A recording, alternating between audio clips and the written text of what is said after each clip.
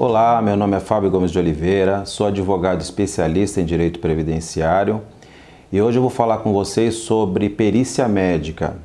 Eu vou trazer algumas dicas com relação ao comportamento do segurado na perícia médica. Porque muitas vezes a pessoa tem uma doença, a pessoa acha que está com uma incapacidade e ela se afasta do trabalho. Só que muitas vezes ela não sabe qual a documentação correta, ela não sabe qual o comportamento, ela não sabe o trâmite, na verdade, para se apresentar ao perito. Então eu vou trazer algumas dicas para que a pessoa vá com mais segurança nesse perito e tenha uma possibilidade de êxito nessa perícia médica. Logicamente, se comprovada a incapacidade para o trabalho. Tá ok? Então fica comigo nesse vídeo que eu vou trazer ótimas dicas.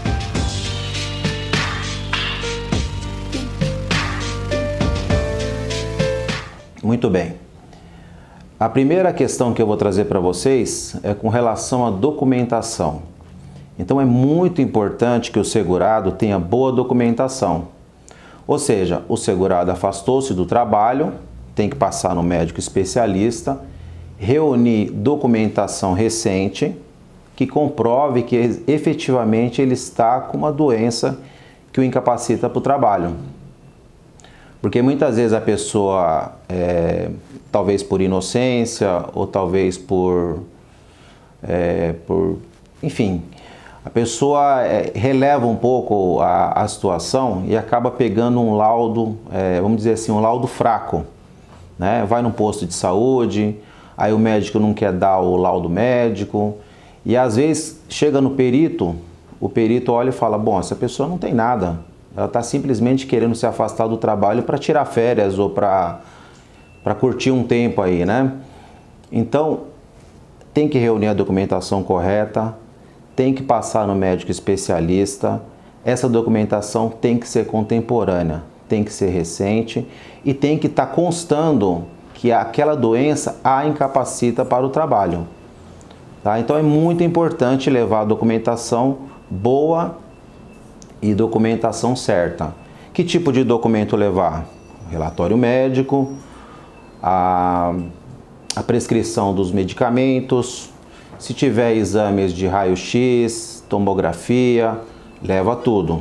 Porque o médico perito não conhece o segurado. Ele está tendo um contato ali de 5 ou 10 minutos, tudo que ele tiver de documentação vai ser importante para ele tomar uma decisão. Então a documentação tem que ser bem preparada. Nem que a pessoa leve um tempinho a mais para fazer os exames, para retornar no médico, mas essa documentação tem que estar redondinha. Tá ok? O segundo ponto que eu queria falar com vocês é um assunto que está muito em voga nesses dias, que é a convocação para revisão de benefícios. Então a pessoa recebe um auxílio-doença, uma aposentadoria por invalidez e está sendo reconvocada pelo INSS para fazer perícia. O que está acontecendo na prática?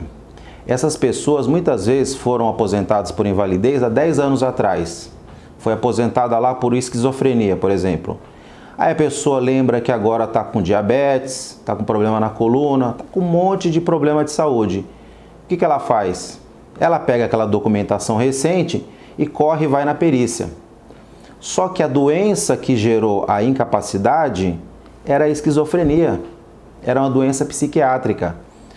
Ou seja, o médico perito vai indeferir o benefício, né? Não que esses problemas atuais não sejam incapacitantes, mas o benefício que está sendo revisado é aquele da esquizofrenia.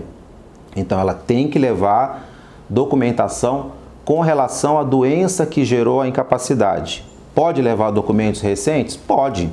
Isso vai ser um acréscimo, vai melhorar a situação dela no sentido de manter aquele benefício inicial.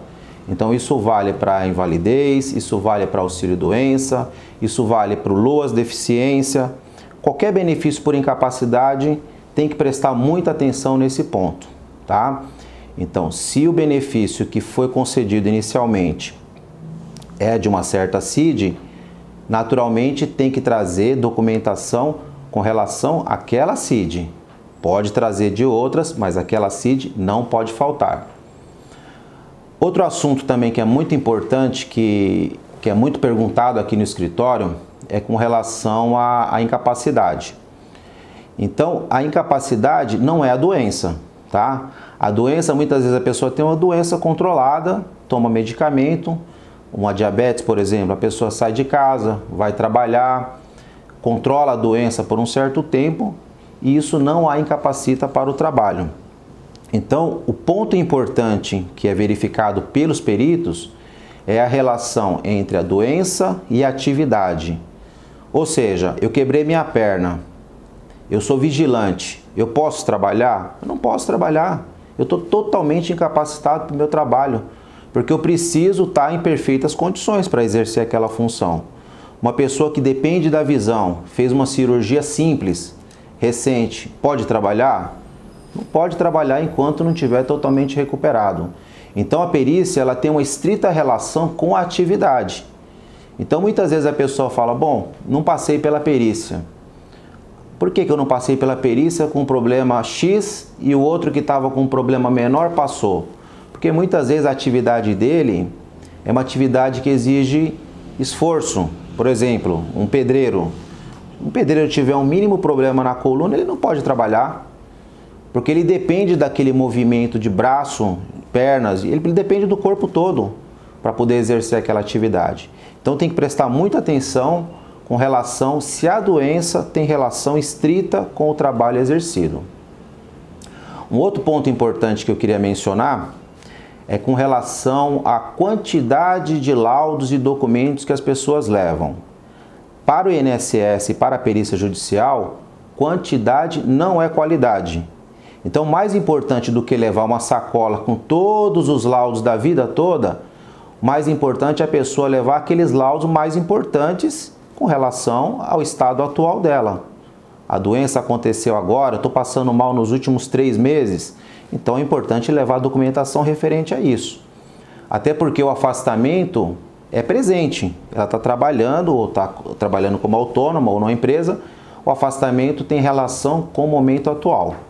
Então, é importante levar a documentação recente e uma documentação boa que explique direitinho que existe uma incapacidade. No momento da perícia, quando estiver de frente para o perito, o que tem que fazer? Tem que ter um comportamento normal. Não tem que ir com roupa suja, ficar uma semana sem tomar banho, não tem que exagerar de jeito nenhum. Não tem que falar nem mais e nem menos. Se o perito perguntar, responde. Se o perito não perguntar, aguarda, porque ele está examinando a documentação que você levou. Se o perito perguntar sobre o trabalho, responda sobre o trabalho, porque ele está tentando descobrir ali se existe uma incapacidade. Né? Se você não falar nada também, ele não vai adivinhar, é óbvio. Né? Então, doutor, eu trabalho como empregada doméstica, doutor, eu sou pedreiro, eu estou querendo trabalhar, mas eu não consigo, porque eu sinto fortes dores na coluna. E o médico perito ele vai constatar isso através da documentação. Então, esse comportamento normal é suficiente para que se chegue a um bom termo. Então, essas foram as dicas que eu ia trazer para vocês hoje. Se vocês tiverem algumas dúvidas, vocês podem fazer as dúvidas no próprio canal. Entre em contato conosco através do nosso site www.ggradvogados.com.br. Fique com Deus, até a próxima.